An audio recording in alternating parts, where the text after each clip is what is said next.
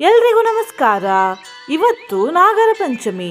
ಇವತ್ತು ಬೆಳಿಗ್ಗೆ 5:33ರಿಂದ ರಾತ್ರಿ 8:30 ಮಧ್ಯದ ಸಮಯದಲ್ಲಿ ನಾಗದೇವರಿಗೆ ಪೂಜೆ ಮಾಡಬೇಕು. ಇವತ್ತು ನಾಗದೇವರ ಪೂಜೆ ಮಾಡಿ ಈ ಮಂತ್ರವನ್ನು ಕೇಳುವುದರಿಂದ ಎಲ್ಲ ರೀತಿಯ ಶಾಪದ ಪ್ರಭಾವ, ನಾಗದೋಷ ಮತ್ತು ರಾಹುಕೇತು ದೋಷ ನಾಶವಾಗ್ತದೆ. ಜೊತೆಗೆ ಭಕ್ತರಿಗೆ ಹಾವುಗಳ ಮತ್ತು ವಿಷದ ಭಯ ಇರುವುದಿಲ್ಲ. ಇಷ್ಟೇ ಅಲ್ಲದೆ ಭಕ್ತರಿಗೆ ಎಲ್ಲ ಕೆಲಸದಲ್ಲೂ ವಿಜಯ ತಂದುಕೊಡ್ತದೆ ಈ ಮಂತ್ರ. ನಿನ್ನೆ ನಾನು ಕೇಳಿದ ಪ್ರಶ್ನೆ, ಶ್ರಾವಣ ಮಾಸದಲ್ಲಿ ಯಾವ ದೇವರನ್ನು ವಿಶೇಷವಾಗಿ ಆರಾಧಿಸಬೇಕು ಅಂತ. ಇದಕ್ಕೆ ಉತ್ತರ ಶಿವದೇವರು. ಸರಿ ಉತ್ತರ ಕೊಟ್ಟವರಲ್ಲಿ ಒಬ್ಬರ ಹೆಸರು ಶಿವಪ್ಪ ವಿ ಪೂಜಾರಿ. ಶಿವಪ್ಪ ಅವರೇ, ಭಕ್ತಿ ಮಾಡುವುದನ್ನು ಬಿಡಬೇಡಿ ಅಂತ ಹೇಳ್ತಾ ಇವತ್ತಿನ ಪ್ರಶ್ನೆಯನ್ನು ನೋಡುವ. ಇವರಲ್ಲಿ ಯಾರು ನಾಗಮಾತೆ? A Mansadevi, B Vinatadevi, C Ditidevi, D Vasavidevi. ಈ ಪ್ರಶ್ನೆಗೆ ಸರಿ ಉತ್ತರ ಕೊಟ್ಟ ಒಬ್ಬರ ಹೆಸರನ್ನು ನಾಳಿನ ವಿಡಿಯೋದಲ್ಲಿ ಹೇಳ್ತೇನೆ. ಬನ್ನಿ ಈಗ ಮಂತ್ರವನ್ನು ಭಕ್ತಿಯಿಂದ ಜಪಿಸುವ. ಅದಕ್ಕಿಂತ ಮುಂಚೆ ಜೈ ನಾಗದೇವ ಅಂತ ಕಮೆಂಟ್ ಮಾಡಿ, ಚಾನಲ್ಗೆ ಹೊಸಬ್ರಾಗಿದ್ರೆ ಚಾನಲ್ ಅನ್ನು ಸಬ್ಸ್ಕ್ರೈಬ್ ಮಾಡಿ, ಹತ್ರ ಇರುವ ಬೆಲ್ ಬಟನ್ ಪ್ರೆಸ್ ಮಾಡಿ, ಆಲ್ ಅನ್ನೋ ಆಪ್ಷನ್ ಅನ್ನ ಸೆಲೆಕ್ಟ್ ಮಾಡಿ. ಅನಂತಂ ವಾಸುಕಿಂ ಶೇಷಂ ಪದ್ಮನಾಭಂ ಚ ಕಂಬಲಂ ಶಂಖಪಾಲಂ ಧೃತರಾಷ್ಟ್ರಂ ತಕ್ಷಕಂ ಕಾಲಿಯಂ ತಥಾ ಏತಾನಿ ನವನಾಮಾನಿ ನಾಗಾನಾಂ ಚ ಮಹಾತ್ಮನಾಂ ಸಾಯಂಕಾಲೇ ಪಠೇ ನಿತ್ಯಂ ಪ್ರಾತಃ ಕಾಲೇ ವಿಶೇಷತಃ ತಸ್ಮೈ ವಿಷಭಯಂ ನಾಸ್ತಿ ಸರ್ವತ್ರ ವಿಜಯೀ ಭವೇತ್. ಅನಂತಂ ವಾಸುಕಿಂ ಶೇಷಂ ಪದ್ಮನಾಭಂ ಚ ಕಂಬಲಂ ಶಂಖಪಾಲಂ ಧೃತರಾಷ್ಟ್ರಂ ತಕ್ಷಕಂ ಕಾಲಿಯಂ ತಥಾ ಏತಾನಿ ನವನಾಮಾನಿ ನಾಗಾನಾಂ ಚ ಮಹಾತ್ಮನಾಂ ಸಾಯಂಕಾಲೇ ಪಠೇ ನಿತ್ಯಂ ಪ್ರಾತಃ ಕಾಲೇ ವಿಶೇಷತಃ ತಸ್ಮೈ ವಿಷಭಯಂ ನಾಸ್ತಿ ಸರ್ವತ್ರ ವಿಜಯೀ ಭವೇತ್. ಅನಂತಂ ವಾಸುಕಿಂ ಶೇಷಂ ಪದ್ಮನಾಭಂ ಚ ಕಂಬಲಂ ಶಂಖಪಾಲಂ ಧೃತರಾಷ್ಟ್ರಂ ತಕ್ಷಕಂ ಕಾಲಿಯಂ ತಥಾ ಏತಾನಿ ನವನಾಮಾನಿ ನಾಗಾನಾಂ ಚ ಮಹಾತ್ಮನಾಂ ಸಾಯಂಕಾಲೇ ಪಠೇ ನಿತ್ಯಂ ಪ್ರಾತಃ ಕಾಲೇ ವಿಶೇಷತಃ ತಸ್ಮೈ ವಿಷಭಯಂ ನಾಸ್ತಿ ಸರ್ವತ್ರ ವಿಜಯೀ ಭವೇತ್. ಅನಂತಂ ವಾಸುಕಿಂ ಶೇಷಂ ಪದ್ಮನಾಭಂ ಚ ಕಂಬಲಂ ಶಂಖಪಾಲಂ ಧೃತರಾಷ್ಟ್ರಂ ತಕ್ಷಕಂ ಕಾಲಿಯಂ ತಥಾ ಏತಾನಿ ನವನಾಮಾನಿ ನಾಗಾನಾಂ ಚ ಮಹಾತ್ಮನಾಂ ಸಾಯಂಕಾಲೇ ಪಠೇ ನಿತ್ಯಂ ಪ್ರಾತಃ ಕಾಲೇ ವಿಶೇಷತಃ ತಸ್ಮೈ ವಿಷಭಯಂ ನಾಸ್ತಿ ಸರ್ವತ್ರ ವಿಜಯೀ ಭವೇತ್.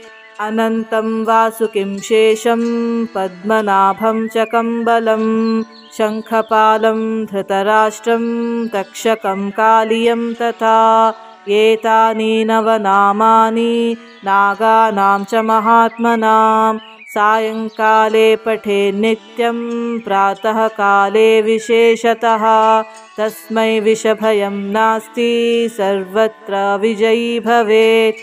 ಅನಂತಂ ವಾಸುಕಿಂ ಶೇಷಂ ಪದ್ಮನಾಭಂ ಚ ಕಂಬಲಂ ಶಂಖಪಾಲಂ ಧೃತರಾಷ್ಟ್ರಂ ತಕ್ಷಕಂ ಕಾಲಿಯಂ ತಥಾ ಏತಾನಿ ನವನಾಮಾನಿ ನಾಗಾನಾಂ ಚ ಮಹಾತ್ಮನಾಂ ಸಾಯಂಕಾಲೇ ಪಠೇ ನಿತ್ಯಂ ಪ್ರಾತಃ ಕಾಲೇ ವಿಶೇಷತಃ ತಸ್ಮೈ ವಿಷಭಯಂ ನಾಸ್ತಿ ಸರ್ವತ್ರ ವಿಜಯೀ ಭವೇತ್. ಅನಂತಂ ವಾಸುಕಿಂ ಶೇಷಂ ಪದ್ಮನಾಭಂ ಚ ಕಂಬಲಂ ಶಂಖಪಾಲಂ ಧೃತರಾಷ್ಟ್ರಂ ತಕ್ಷಕಂ ಕಾಲಿಯಂ ತಥಾ ಏತಾನಿ ನವನಾಮಾನಿ ನಾಗಾನಾಂ ಚ ಮಹಾತ್ಮನಾಂ ಸಾಯಂಕಾಲೇ ಪಠೇ ನಿತ್ಯಂ ಪ್ರಾತಃ ಕಾಲೇ ವಿಶೇಷತಃ ತಸ್ಮೈ ವಿಷಭಯಂ ನಾಸ್ತಿ ಸರ್ವತ್ರ ವಿಜಯೀ ಭವೇತ್. ಅನಂತಂ ವಾಸುಕಿಂ ಶೇಷಂ ಪದ್ಮನಾಭಂ ಚ ಕಂಬಲಂ ಶಂಖಪಾಲಂ ಧೃತರಾಷ್ಟ್ರಂ ತಕ್ಷಕಂ ಕಾಲಿಯಂ ತಥಾ ಏತಾನಿ ನವನಾಮಾನಿ ನಾಗಾನಾಂ ಚ ಮಹಾತ್ಮನಾಂ सायङ्काले पठेत् नित्यं प्रातःकाले विशेषतः तस्मै विषभयं नास्ति सर्वत्र विजयी भवेत्। अनन्तं वासुकिं शेषं पद्मनाभं च कम्बलं शङ्खपालं धृतराष्ट्रं तक्षकं कालियं तथा एतानि नवनामानि नागानां च महात्मनां सायङ्काले पठेत् नित्यं प्रातःकाले विशेषतः तस्मै विषभयं नास्ति सर्वत्र विजयी भवेत्। अनन्तं वासुकिं शेषं पद्मनाभं च कम्बलं शङ्खपालं धृतराष्ट्रं तक्षकं कालियं तथा एतानि नवनामानि नागानां च महात्मनां सायङ्काले पठेत् नित्यं प्रातःकाले विशेषतः तस्मै विषभयं नास्ति सर्वत्र विजयी भवेत्।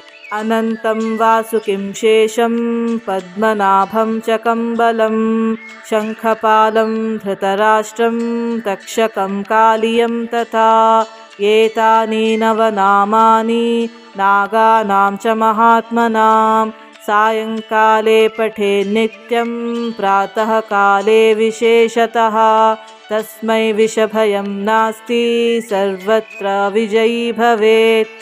अनन्तं वासुकिं शेषं पद्मनाभं च कम्बलं शङ्खपालं धृतराष्ट्रं तक्षकं कालियं तथा एतानि नवनामानि नागानां च महात्मनां सायङ्काले पठेत् नित्यं प्रातःकाले विशेषतः तस्मै विषभयं नास्ति सर्वत्र विजयी भवेत्। अनन्तं वासुकिं शेषं पद्मनाभं च कम्बलं शङ्खपालं धृतराष्ट्रं तक्षकं कालियं तथा एतानि नवनामानि नागानां च महात्मनां सायङ्काले पठेत् नित्यं प्रातःकाले विशेषतः तस्मै विषभयं नास्ति सर्वत्र विजयी भवेत्। अनन्तं वासुकिं शेषं पद्मनाभं च कम्बलं शङ्खपालं धृतराष्ट्रं तक्षकं कालियं तथा एतानि नवनामानि नागानां च महात्मनां सायङ्काले पठेत् नित्यं प्रातःकाले विशेषतः तस्मै विषभयं नास्ति सर्वत्र विजयी भवेत्।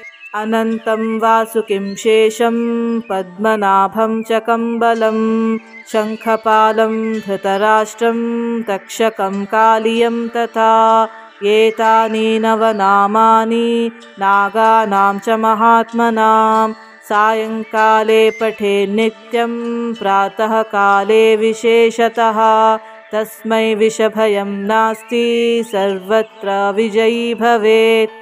अनन्तं वासुकिं शेषं पद्मनाभं च कम्बलं शङ्खपालं धृतराष्ट्रं तक्षकं कालियं तथा एतानि नवनामानि नागानां च महात्मनां सायङ्काले पठेत् नित्यं प्रातःकाले विशेषतः तस्मै विषभयं नास्ति सर्वत्र विजयी भवेत्।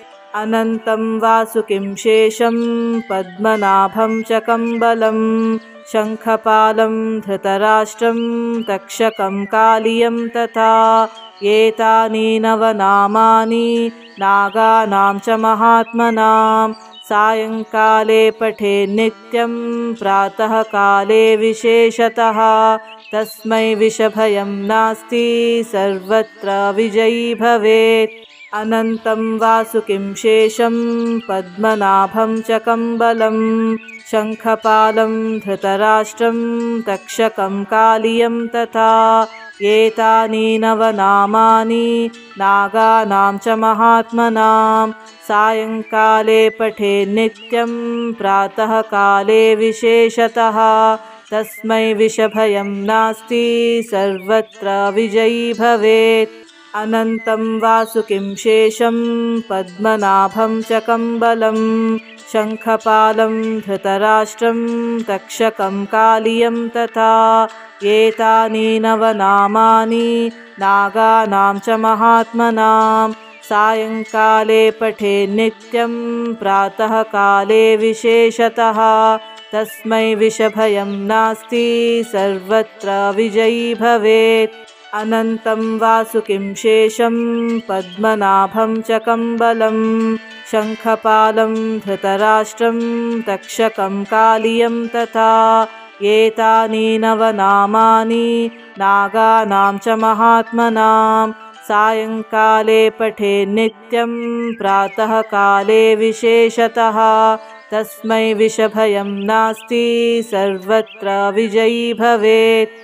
अनन्तं वासुकिं शेषं पद्मनाभं च कम्बलं शङ्खपालं धृतराष्ट्रं तक्षकं कालियं तथा एतानि नवनामानि नागानां च महात्मनां सायङ्काले पठे नित्यं प्रातःकाले विशेषतः तस्मै विषभयं नास्ति सर्वत्र विजयी भवेत्।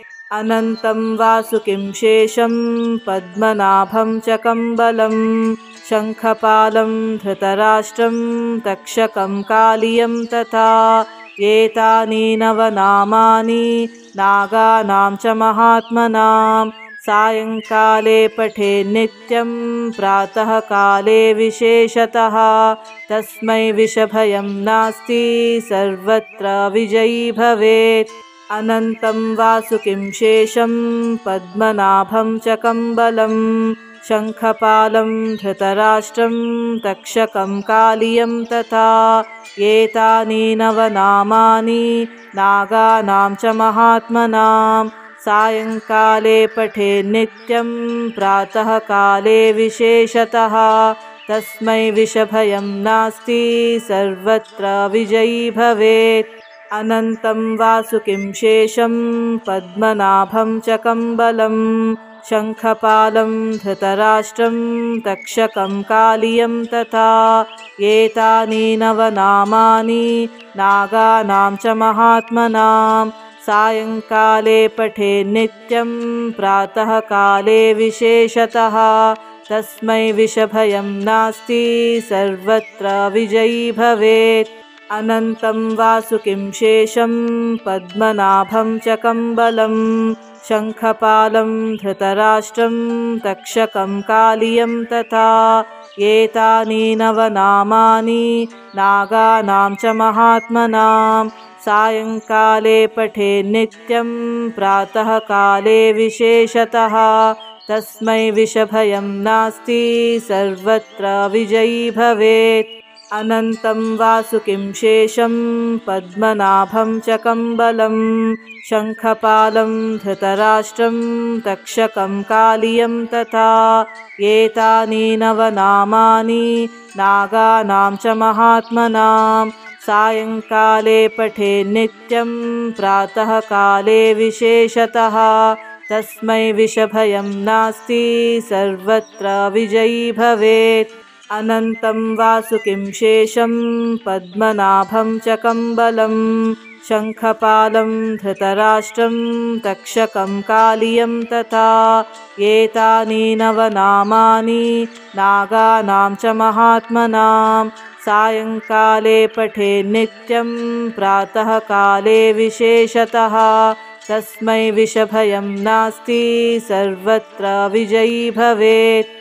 अनन्तं वासुकिं शेषं पद्मनाभं च कम्बलं शङ्खपालं धृतराष्ट्रं तक्षकं कालियं तथा एतानि नवनामानि नागानां च महात्मनां सायङ्काले पठे नित्यं प्रातःकाले विशेषतः तस्मै विषभयं नास्ति सर्वत्र विजयी भवेत्।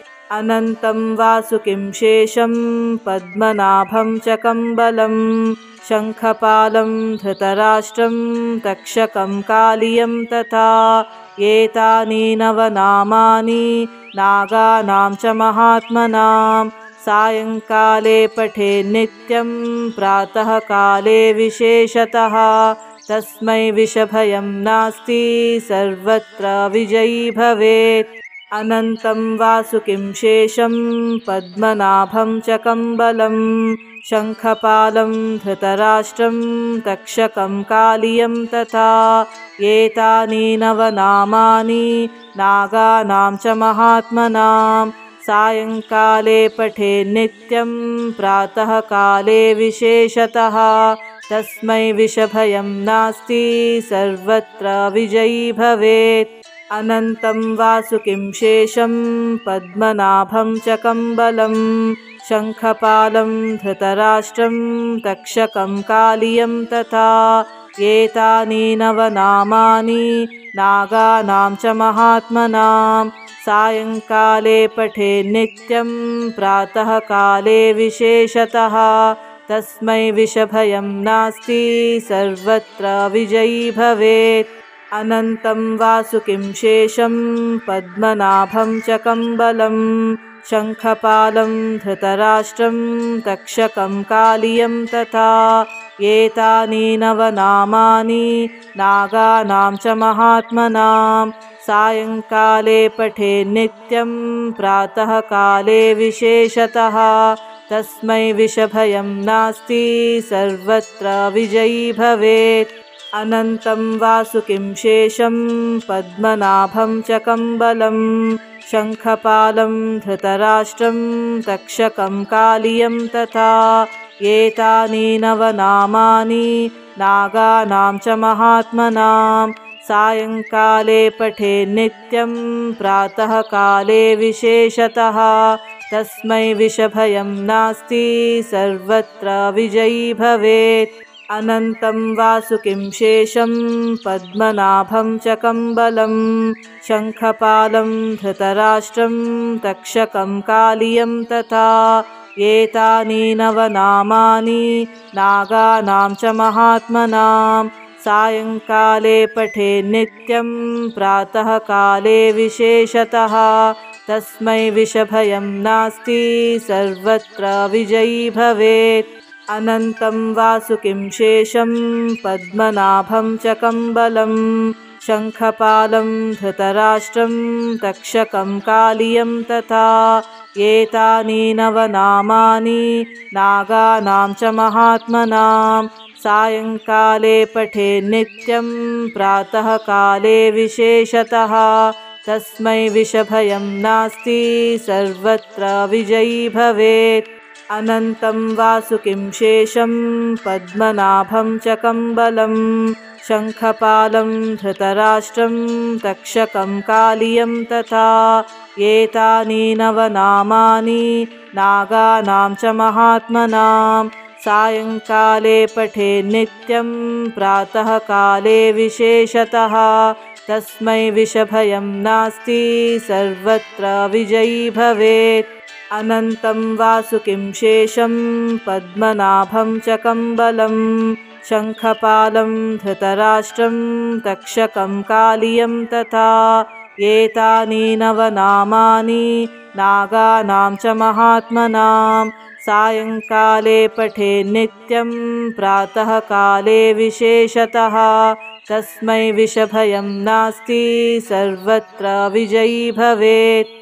अनन्तं वासुकिं शेषं पद्मनाभं च कम्बलं शङ्खपालं धृतराष्ट्रं तक्षकं कालियं तथा एतानि नवनामानि नागानां च महात्मनां सायङ्काले पठे नित्यं प्रातःकाले विशेषतः तस्मै विषभयं नास्ति सर्वत्र विजयी भवेत्।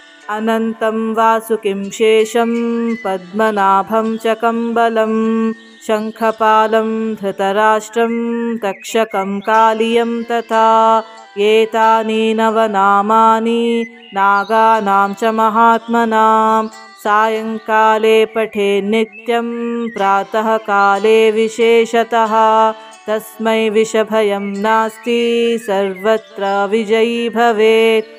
अनन्तं वासुकिं शेषं पद्मनाभं च कम्बलं शङ्खपालं धृतराष्ट्रं तक्षकं कालियं तथा एतानि नवनामानि नागानां च महात्मनां सायङ्काले पठे नित्यं प्रातःकाले विशेषतः तस्मै विषभयं नास्ति सर्वत्र विजयी भवेत्। अनन्तं वासुकिं शेषं पद्मनाभं च कम्बलं शङ्खपालं धृतराष्ट्रं तक्षकं कालियं तथा एतानि नवनामानि नागानां च महात्मनां सायङ्काले पठे नित्यं प्रातःकाले विशेषतः तस्मै विषभयं नास्ति सर्वत्र विजयी भवेत्। अनन्तं वासुकिं शेषं पद्मनाभं च कम्बलं शङ्खपालं धृतराष्ट्रं तक्षकं कालियं तथा एतानि नवनामानि नागानां च महात्मनां सायङ्काले पठे नित्यं प्रातःकाले विशेषतः तस्मै विषभयं नास्ति सर्वत्र विजयी भवेत्।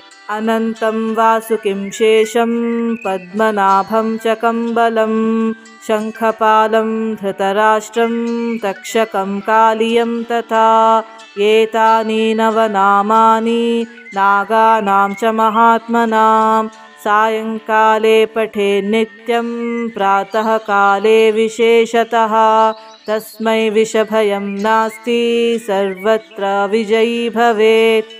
अनन्तं वासुकिं शेषं पद्मनाभं च कम्बलं शङ्खपालं धृतराष्ट्रं तक्षकं कालियं तथा एतानि नवनामानि नागानां च महात्मनां सायङ्काले पठे नित्यं प्रातःकाले विशेषतः तस्मै विषभयं नास्ति सर्वत्र विजयी भवेत्।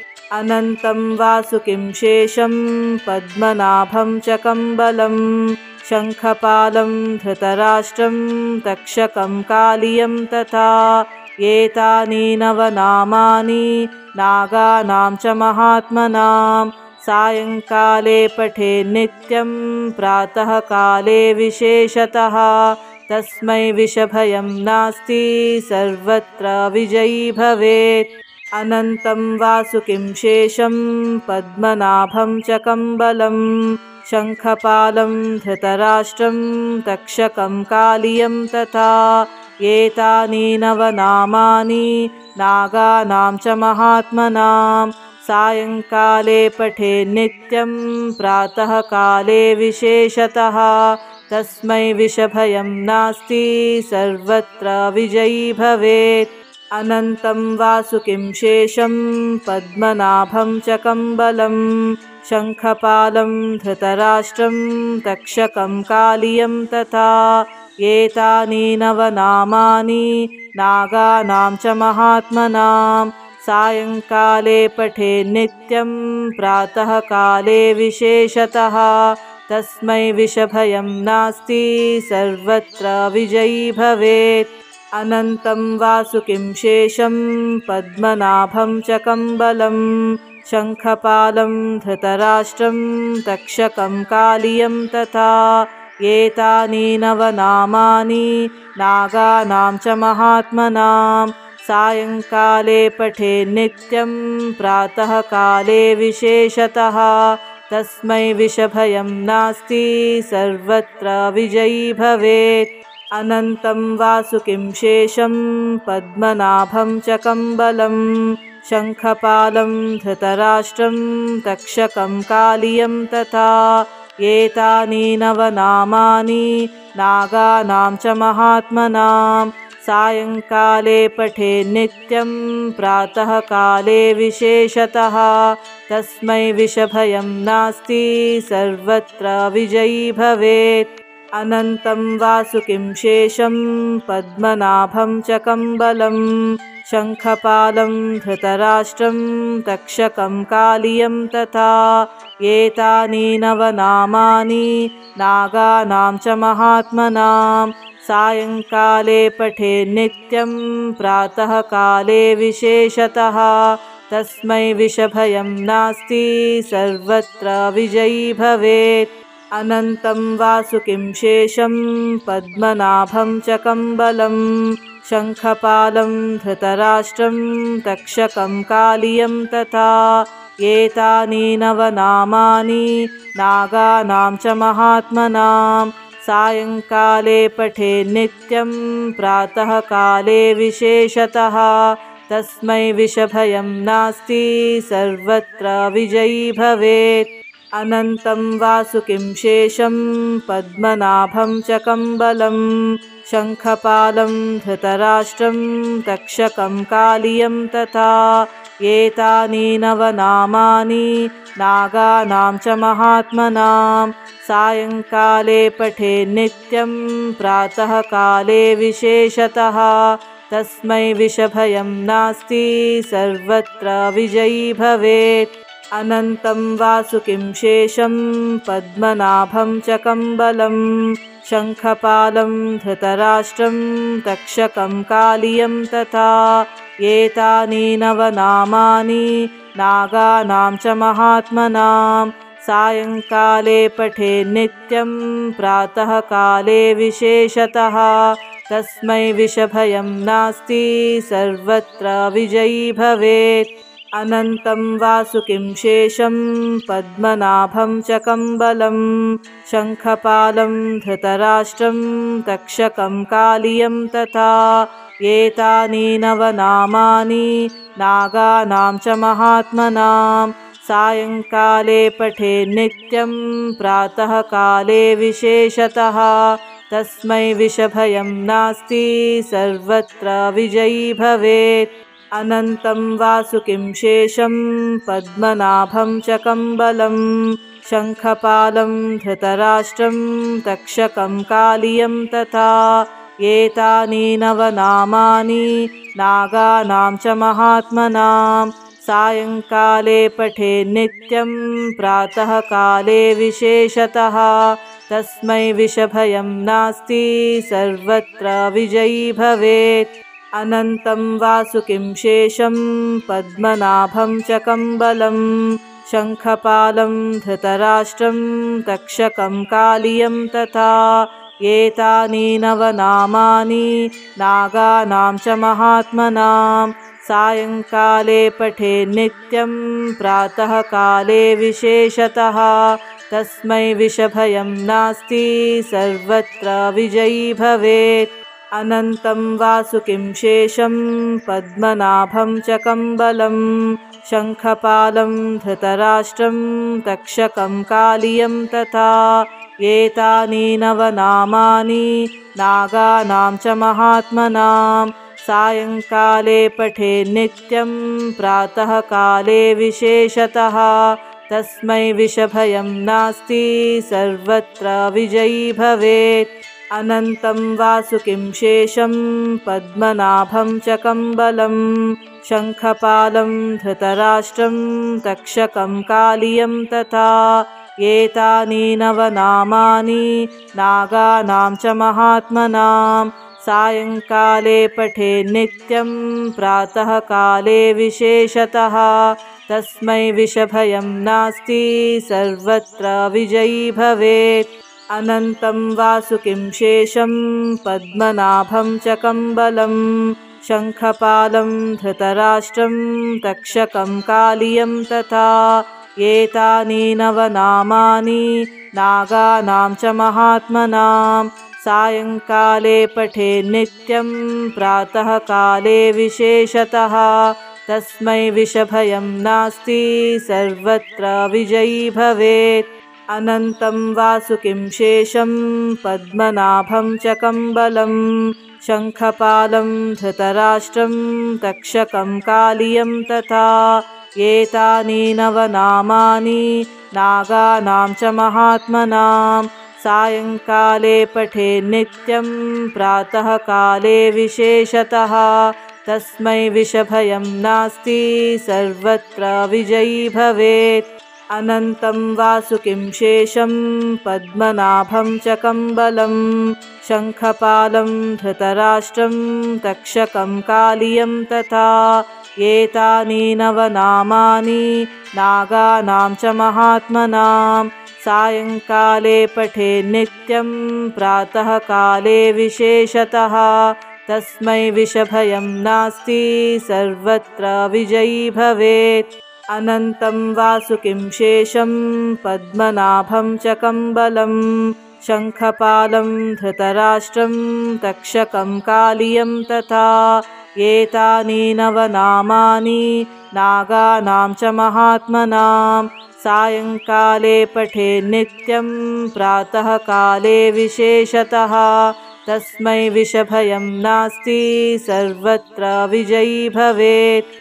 अनन्तं वासुकिं शेषं पद्मनाभं च कम्बलं शङ्खपालं धृतराष्ट्रं तक्षकं कालियं तथा एतानि नवनामानि नागानां च महात्मनां सायङ्काले पठे नित्यं प्रातःकाले विशेषतः तस्मै विषभयं नास्ति सर्वत्र विजयी भवेत्।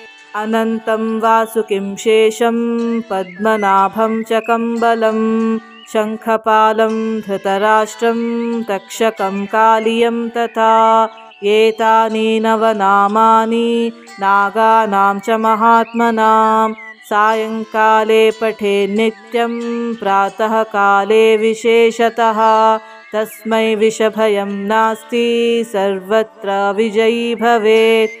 अनन्तं वासुकिं शेषं पद्मनाभं च कम्बलं शङ्खपालं धृतराष्ट्रं तक्षकं कालियं तथा एतानि नवनामानि नागानां च महात्मनां सायङ्काले पठे नित्यं प्रातःकाले विशेषतः तस्मै विषभयं नास्ति सर्वत्र विजयी भवेत्।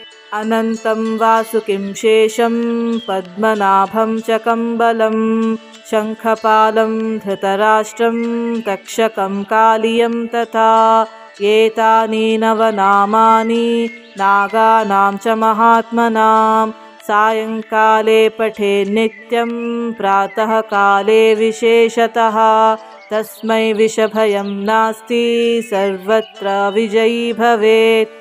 अनन्तं वासुकिं शेषं पद्मनाभं च कम्बलं शङ्खपालं धृतराष्ट्रं तक्षकं कालियं तथा एतानि नवनामानि नागानां च महात्मनां सायङ्काले पठे नित्यं प्रातःकाले विशेषतः तस्मै विषभयं नास्ति सर्वत्र विजयी भवेत्।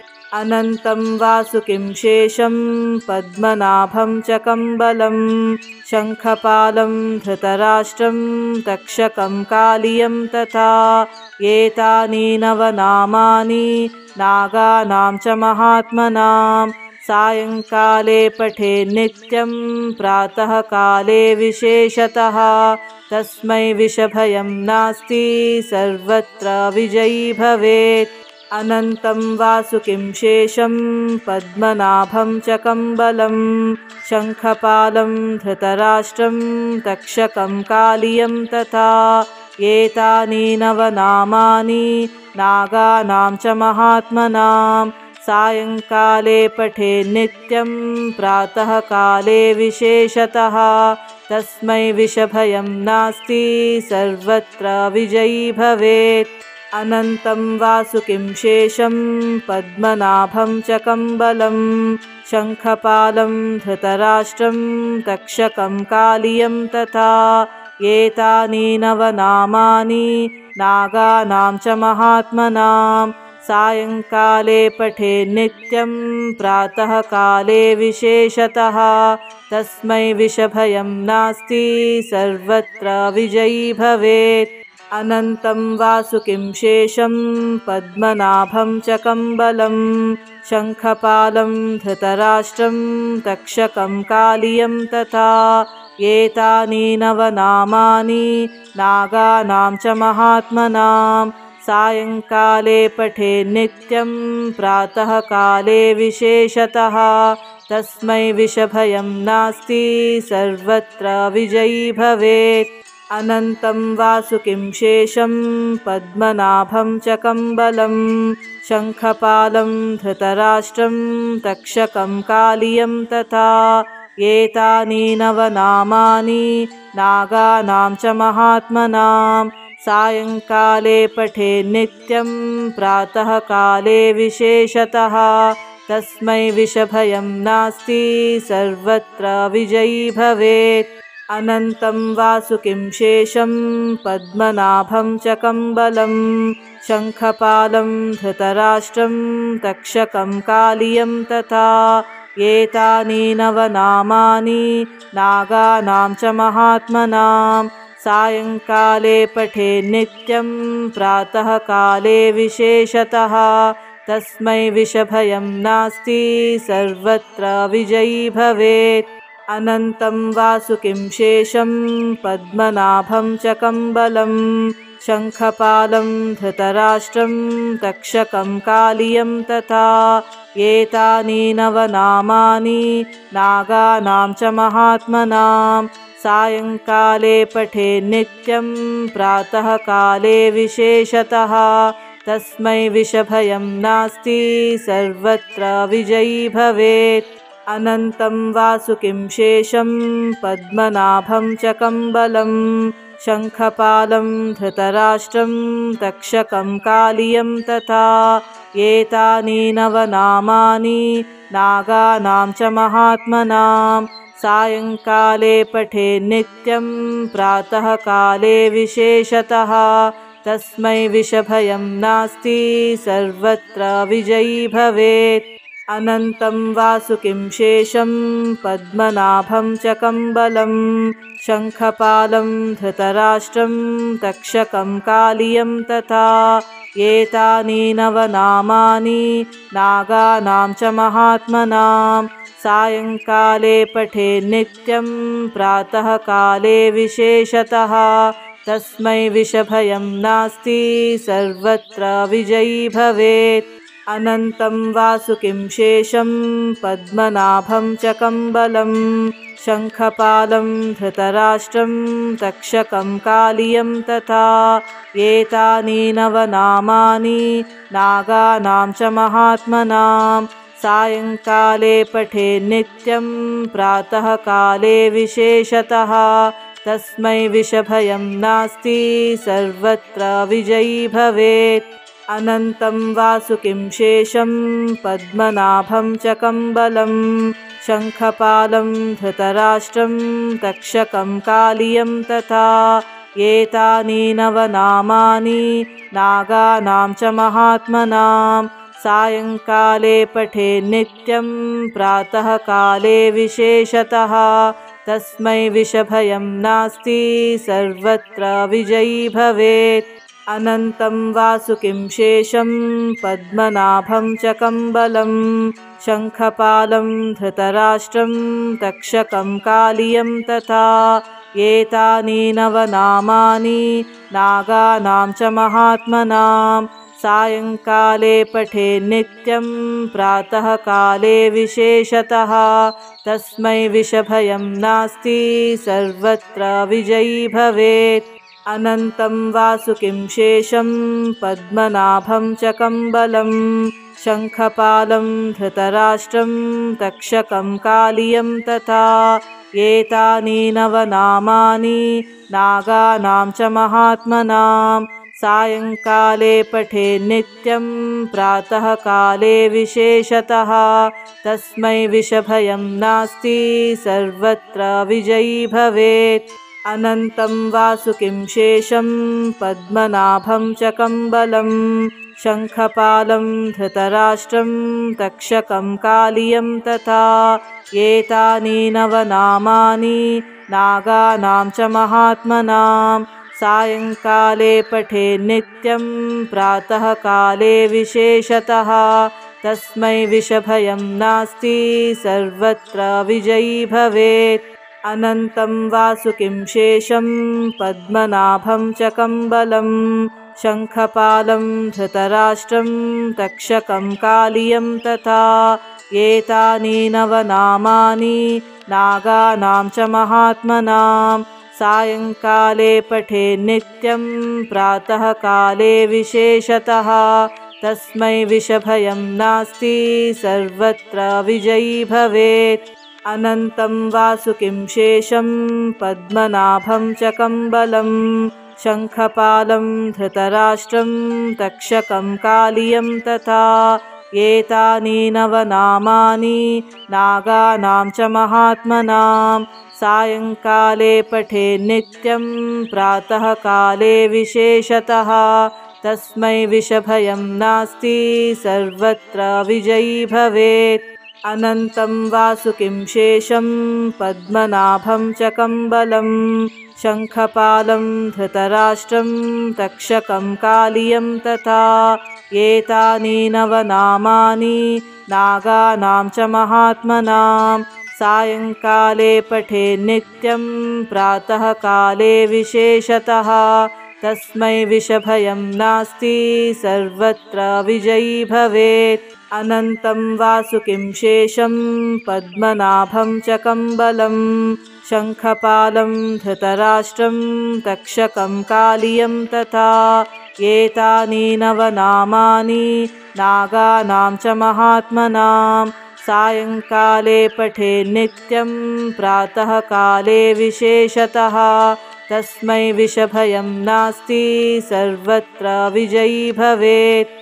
अनन्तं वासुकिं शेषं पद्मनाभं च कम्बलं शङ्खपालं धृतराष्ट्रं तक्षकं कालियं तथा एतानि नवनामानि नागानां च महात्मनां सायङ्काले पठे नित्यं प्रातःकाले विशेषतः तस्मै विषभयं नास्ति सर्वत्र विजयी भवेत्। अनन्तं वासुकिं शेषं पद्मनाभं च कम्बलं शङ्खपालं धृतराष्ट्रं तक्षकं कालियं तथा एतानि नवनामानि नागानां च महात्मनां सायङ्काले पठे नित्यं प्रातःकाले विशेषतः तस्मै विषभयं नास्ति सर्वत्र विजयी भवेत्।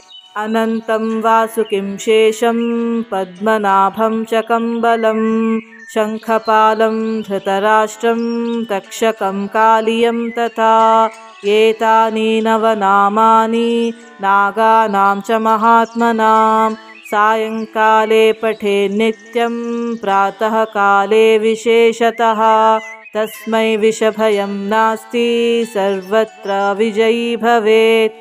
अनन्तं वासुकिं शेषं पद्मनाभं च कम्बलं शङ्खपालं धृतराष्ट्रं तक्षकं कालियं तथा एतानि नवनामानि नागानां च महात्मनां सायङ्काले पठे नित्यं प्रातःकाले विशेषतः तस्मै विषभयं नास्ति सर्वत्र विजयी भवेत्।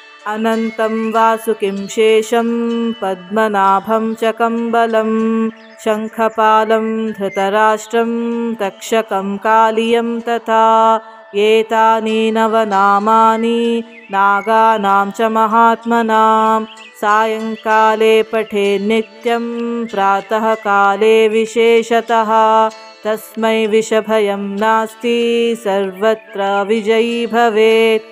अनन्तं वासुकिं शेषं पद्मनाभं च कम्बलं शङ्खपालं धृतराष्ट्रं तक्षकं कालियं तथा एतानि नवनामानि नागानां च महात्मनां सायङ्काले पठे नित्यं प्रातःकाले विशेषतः तस्मै विषभयं नास्ति सर्वत्र विजयी भवेत्। अनन्तं वासुकिं शेषं पद्मनाभं च कम्बलं शङ्खपालं धृतराष्ट्रं तक्षकं कालियं तथा एतानि नवनामानि नागानां च महात्मनां सायङ्काले पठे नित्यं प्रातःकाले विशेषतः तस्मै विषभयं नास्ति सर्वत्र विजयी भवेत्। अनन्तं वासुकिं शेषं पद्मनाभं च कम्बलं शङ्खपालं धृतराष्ट्रं तक्षकं कालियं तथा एतानि नवनामानि नागानां च महात्मनां सायङ्काले पठे नित्यं प्रातःकाले विशेषतः तस्मै विषभयं नास्ति सर्वत्र विजयी भवेत्।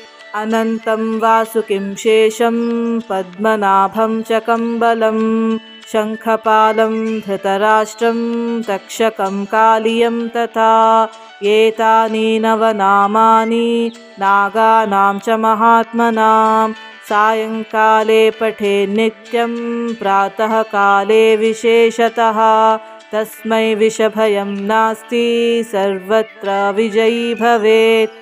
अनन्तं वासुकिं शेषं पद्मनाभं च कम्बलं शङ्खपालं धृतराष्ट्रं तक्षकं कालियं तथा एतानि नवनामानि नागानां च महात्मनां सायङ्काले पठे नित्यं प्रातःकाले विशेषतः तस्मै विषभयं नास्ति सर्वत्र विजयी भवेत्। अनन्तं वासुकिं शेषं पद्मनाभं च कम्बलं शङ्खपालं धृतराष्ट्रं तक्षकं कालियं तथा एतानि नवनामानि नागानां च महात्मनां सायङ्काले पठे नित्यं प्रातःकाले विशेषतः तस्मै विषभयं नास्ति सर्वत्र विजयी भवेत्। अनन्तं वासुकिं शेषं पद्मनाभं च कम्बलं शङ्खपालं धृतराष्ट्रं तक्षकं कालियं तथा एतानि नवनामानि नागानां च महात्मनां सायङ्काले पठे नित्यं प्रातःकाले विशेषतः तस्मै विषभयं नास्ति सर्वत्र विजयी भवेत्। अनन्तं वासुकिं शेषं पद्मनाभं च कम्बलं शङ्खपालं धृतराष्ट्रं तक्षकं कालियं तथा एतानि नवनामानि नागानां च महात्मनां सायङ्काले पठे नित्यं प्रातःकाले विशेषतः तस्मै विषभयं नास्ति सर्वत्र विजयी भवेत्। अनन्तं वासुकिं शेषं पद्मनाभं च कम्बलं शङ्खपालं धृतराष्ट्रं तक्षकं कालियं तथा एतानि नवनामानि नागानां च महात्मनां सायङ्काले पठे नित्यं प्रातःकाले विशेषतः तस्मै विषभयं नास्ति सर्वत्र विजयी भवेत्। अनन्तं वासुकिं शेषं पद्मनाभं च कम्बलं शङ्खपालं धृतराष्ट्रं तक्षकं कालियं तथा एतानि नवनामानि नागानां च महात्मनां सायङ्काले पठे नित्यं प्रातःकाले विशेषतः तस्मै विषभयं नास्ति सर्वत्र विजयी भवेत्। अनन्तं वासुकिं शेषं पद्मनाभं च कम्बलं शङ्खपालं धृतराष्ट्रं तक्षकं कालियं तथा एतानि नवनामानि नागानां च महात्मनां सायङ्काले पठे नित्यं प्रातःकाले विशेषतः तस्मै विषभयं नास्ति सर्वत्र विजयी भवेत्। अनन्तं वासुकिं शेषं पद्मनाभं च कम्बलं शङ्खपालं धृतराष्ट्रं तक्षकं कालियं तथा एतानि नवनामानि नागानां च महात्मनां सायङ्काले पठे नित्यं प्रातःकाले विशेषतः तस्मै विषभयं नास्ति सर्वत्र विजयी भवेत्। अनन्तं वासुकिं शेषं पद्मनाभं च कम्बलं शङ्खपालं धृतराष्ट्रं तक्षकं कालियं तथा एतानि नवनामानि नागानां च महात्मनां सायङ्काले पठेन्नित्यं प्रातःकाले विशेषतः तस्मै विषभयं नास्ति सर्वत्र विजयी भवेत्। अनन्तं वासुकिं शेषं पद्मनाभं च कम्बलं शङ्खपालं धृतराष्ट्रं तक्षकं कालियं तथा एतानि नवनामानि नागा